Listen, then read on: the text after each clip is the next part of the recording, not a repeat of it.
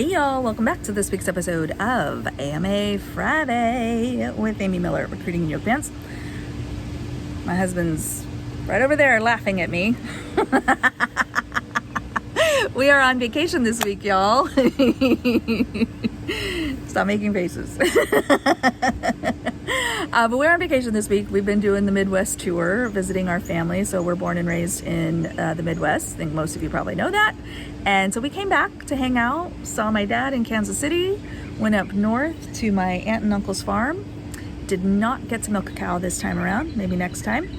And back now in St. Louis at my in-laws' house, and they were kind enough to let me take over the backyard, including the mosquito nets, to make this week's video. So, being back in the Midwest, paying a shit ton less for just about everything we bought since we've been here, got me thinking about geographic compensation structures.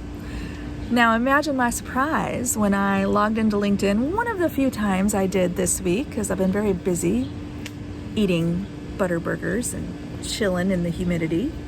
My friend Dan Space did a post on this, and I thought it was great. He's an HR dude. If you are not following him, you want to understand human resources side of all this stuff, give him a follow. He is fantastic and quite possibly snarkier than me. I didn't know that was possible, but I think Dan won first prize there. A tornado of drama, that guy, but worth the follow. And I know tornadoes. I'm from the Midwest. We almost got caught in one, didn't we, babe? He's nodding. Okay. So anyway, Dan wrote this post. I shared the post. I thought it was great. And I said, I'm going to talk about this again. Because I did talk about this 3 years ago during the height of COVID, when I had to explain to you people what geographic-based compensation is and how it works and how companies leverage it. This is not new information, y'all. We've not only talked about it 3 years ago. Go check out that video up above if you are so inclined. Check out Dan's post. I'll link to that down in the video description as well.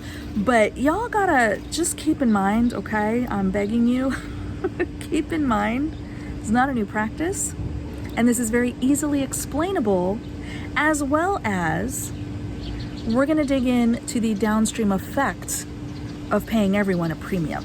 I'm not saying don't do it. I love it. I live for people making more money, okay? My hiring managers tease me about it. Sometimes I'll be like, the ones I didn't hire, I hired most of them, but the ones I didn't hire, when we're working on offers together, they're like, dang, I wish you were my recruiter. Because Amy doesn't make bad offers, okay? Amy does make offers that are within the constraints of our various locations and where we can actually hire, okay? So that's what we're gonna dig into, and I wanna talk to you a little bit about the potential downstream impact if you start doing the pay everybody the premium. Okay, let me share with you a little Midwest experience, okay? Now, I will tell you first and foremost, obviously we live in Seattle. I make Seattle money, okay? We do pretty well, all things considered. We're solidly middle class, I guess, probably, maybe. And we do okay, but hey, shit's expensive out there. We made a conscious decision several years ago to move north. So I am in the Seattle metro area. I do make my personal paycheck, my compensation is impacted by the range set for Seattle and the greater Seattle market. And we do okay. Friends, we get down here to the Midwest. Here's a perfect example of this, okay? My husband and I go out to dinner, and there's an Italian place near our house that we really enjoy. And we'll go, and he might have a beer or two, I might have a glass of wine, and we get just kind of general pasta dishes. $100 easy, probably $120 with a tip, right? Y'all, why did we take my dad to an Italian place near his house? So this is now 3 of us eating. Big hearty Midwestern appetites, by the way. Okay. How did we get out of there for $60? My husband was so flabbergasted. He gave this woman like a $25 tip. Because, well, first of all, they were amazing and the food was great. And we love this restaurant. We always go when we come to visit. But we were so blown away at how cheap it was by comparison to what we would spend for really roughly the same food and, kind of eating that we would in Seattle. Like, it's crazy. Not even Seattle, like Snohomish County, okay? You know. So now again, this is now getting into cost of labor stuff, which is not necessarily part of the discussion. I don't want to talk about cost of living because no one cares about cost of living from a compensation perspective. We care about cost of labor, correct? Watch the video, I explain it there.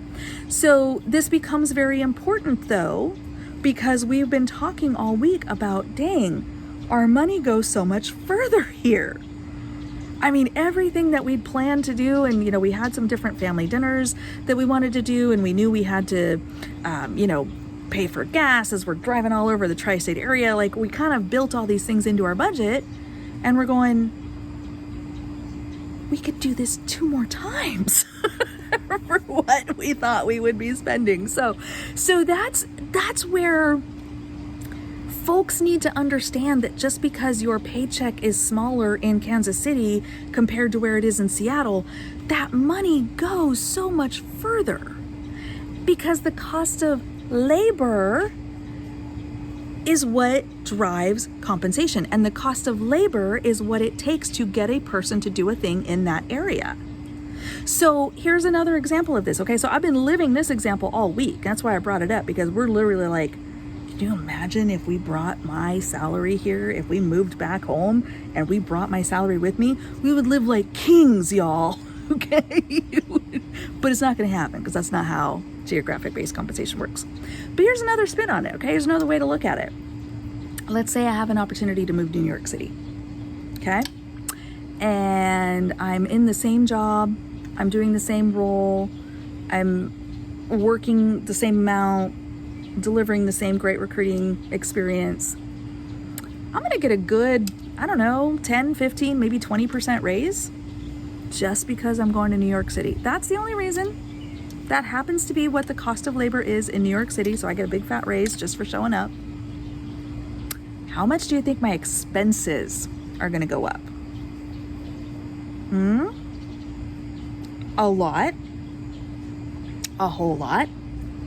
No thank you, not interested, not going, not doing it. So again, folks that want to command that top dollar, if you genuinely think, nope, my personal value is tied to this, no it's not, but if you think that my personal value is tied to this, I want to command top dollar, great, move to New York City. There's nothing stopping you. I would welcome the opportunity to hire you in New York City. I'm not recruiting in New York City, but maybe one of my friends is. Go get top dollar and go live in a place that commands top dollar, because that is what it takes for people to accept jobs in that location. That's it. I ain't doing it.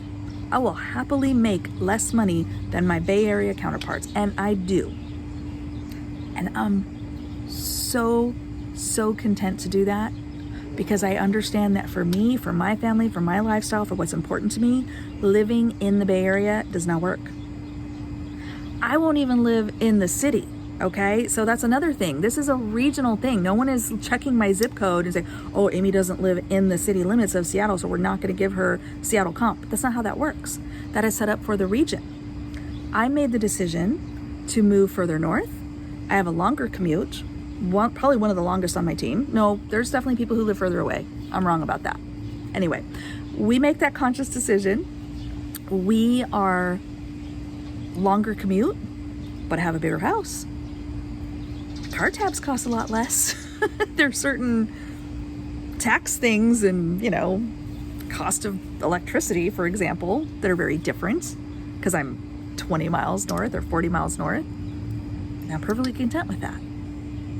But see, my friends, that's the math that needs to be taken into consideration here. Don't tie this to your personal value. That's the mistake a lot of people make. They think, you don't value me because you paid my counterpart in New York more. No, sir. No, no, no, no, no. The labor market dictated that this is the cost of doing business in New York City. For whatever reason, the company thinks it's important to have a presence there or employ people there, whatever. That's their decision. I don't get to make those decisions. And that is the value that is placed on the work in exchange for compensation. Doesn't matter if it's you, me, him, somebody else, nobody cares. It's the value of that role in that location. See the difference? All right, friends, I think we've probably beat this to death now, but do check out the video that I shared 3 years ago. Check out the post that I will link to down below. There's some good insights here, and again, I would encourage you, go where you can make the most money and that works for you and that you want to live there. But y'all, some of y'all just need to understand that it's not personal, okay? In addition, final thought here, the downstream effect and what y'all don't want to talk about, because every time y'all bring this up, I always ask, so we're going to pay everybody Bay Area money? Because what I'm hearing you say when you complain about this is that every single person on the planet, no matter where they live, even if they live in a small fishing village off of the coast of Thailand, they should make Bay Area money. I'm here for it, friends. Give everybody Bay Area money. See how that goes. That's what you're saying, in effect. And maybe you do believe that. Maybe you do truly believe that every single person on the planet should be making this high cost of labor premium. Run it by finance. Let me know what they say. All right, friends. See you next week.